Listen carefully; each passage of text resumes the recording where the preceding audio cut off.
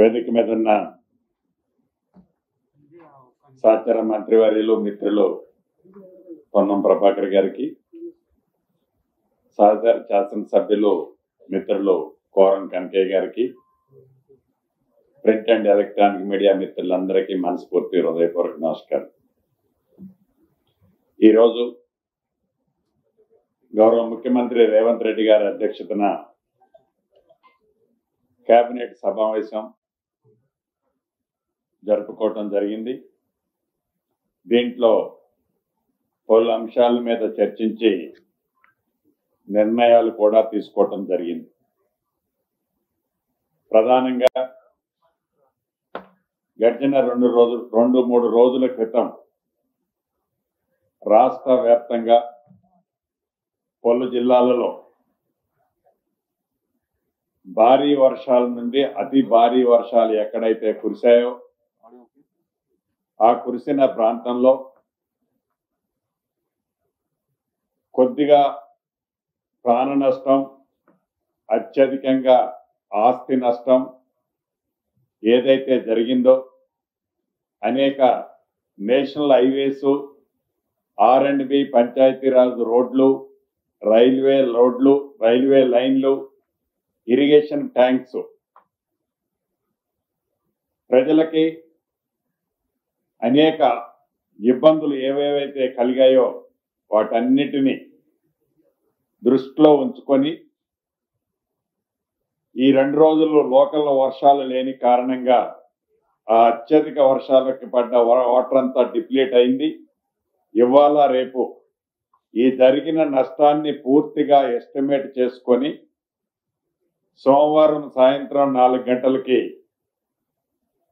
ఉన్నతాధికారులు, ఆ జిల్లాలో ఉండే గౌరవ కలెక్టర్లు, ముఖ్య అధికారులతో ఇన్ఛార్జి మంత్రులకి, సిఎస్ గారికి గౌరవ ముఖ్యమంత్రి గారు కేబినెట్ ఆదేశం జారీ చేయడం జరిగింది. ఆ జరిగిన డ్యామేజ్ని పూర్తి వివరాలతో రావాలని, దాని మీద ఆ సమీక్షలో ఏవైతే నష్టం జరిగిందో వాటికి శాంక్షన్స్ అన్నిటినీ ఇచ్చే విధంగా నిర్ణయం తీసుకోవటం కోసం ఆ సమావేశం మండే ఈవినింగ్ 4 o'clockకి సమావేశాన్ని ఏర్పాటు చేయాలని కేబినెట్ లో ఈరోజు నిర్ణయం చేయడం జరిగింది. రెండవ అంశం, ఇక రిజర్వేషన్ కి సంబంధించిన అంశం ఉంది.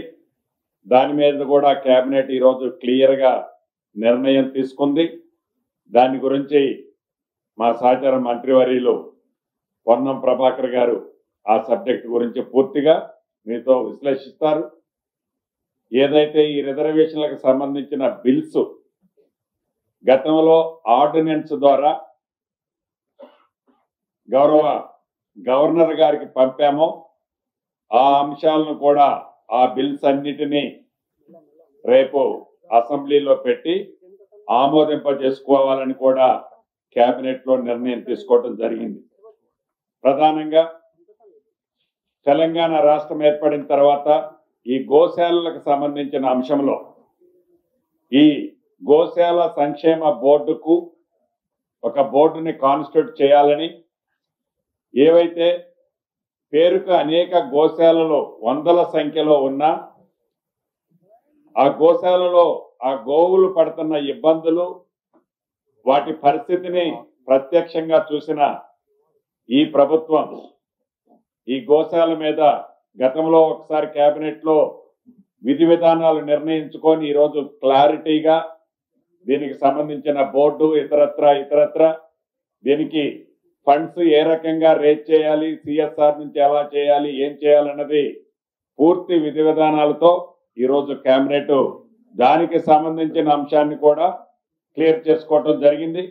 అదే రకంగా ఇరిగేషన్ సెక్టార్ లో నేషనల్ హైడ్రాలజీ ప్రాజెక్టు, అంటే ఈ విపత్తు వచ్చినప్పుడు కానీ ఎక్కడైతే అత్యధికంగా వర్షం పడ్డప్పుడు ఆ పడ్డ వర్షాన్ని మెజర్ చేసే దాంట్లో ఆ ప్రాజెక్టులకు వచ్చే వాటర్ ఫ్లో ఎంత అవుతుందో ఎగ్జాక్ట్లీ మెజర్ చేసే లేటెస్ట్ టెక్నాలజీకి సంబంధించిన అంశాలకు సంబంధించిన నేషనల్ హైడ్రాలజీ ప్రాజెక్టు కింద కేంద్ర ప్రభుత్వం నుంచి రాష్ట్రాలకు ఏవైతే సపోర్ట్ వస్తుందో ఆ అంశం మీద కూడా కేబినెట్ లో డిస్కస్ చేసి కేంద్ర ప్రభుత్వానికి సంబంధించిన ఈ అంశాన్ని రాష్ట్ర ప్రభుత్వం కేబినెట్ లో ఈ నేషనల్ హైడ్రాలజీ ఎక్విప్మెంట్ కి సంబంధించిన దాన్ని కూడా ఈరోజు కేబినెట్ లో ఆమోదించుకోవడం జరిగింది.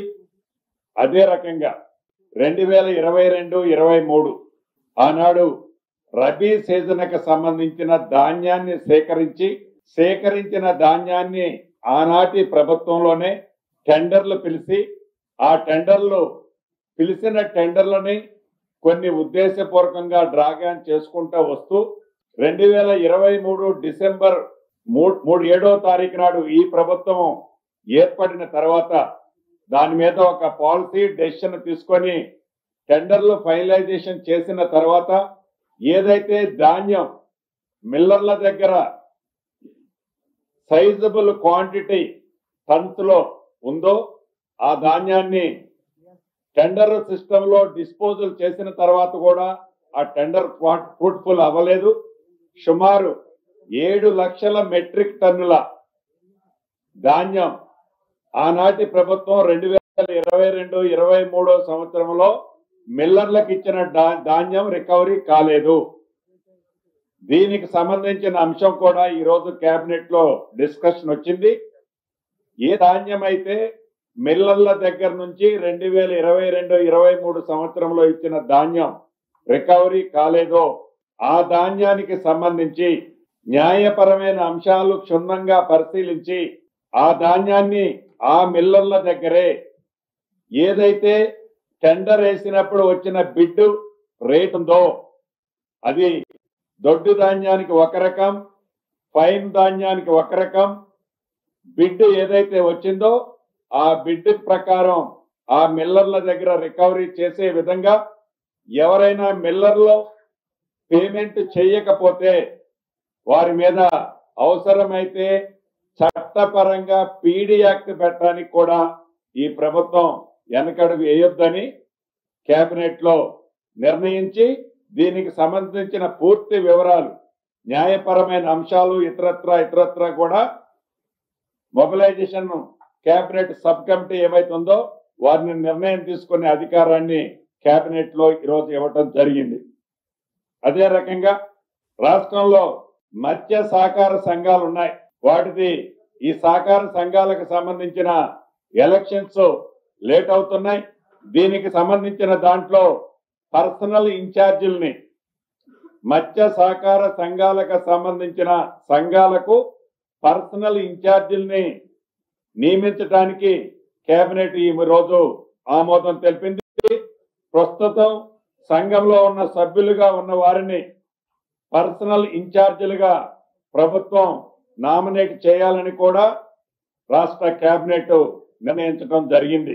చివరగా గవర్నర్ కోటాలో నియమించే శాసన మండలి సభ్యులుగా ఒకటి ప్రొఫెసర్ కోదండరామ్ గారిని, రెండవది మహమ్మద్ అజరుద్దీ గారిని 2 పేర్లని కేబినెట్ ఆమోదించడం జరిగింది.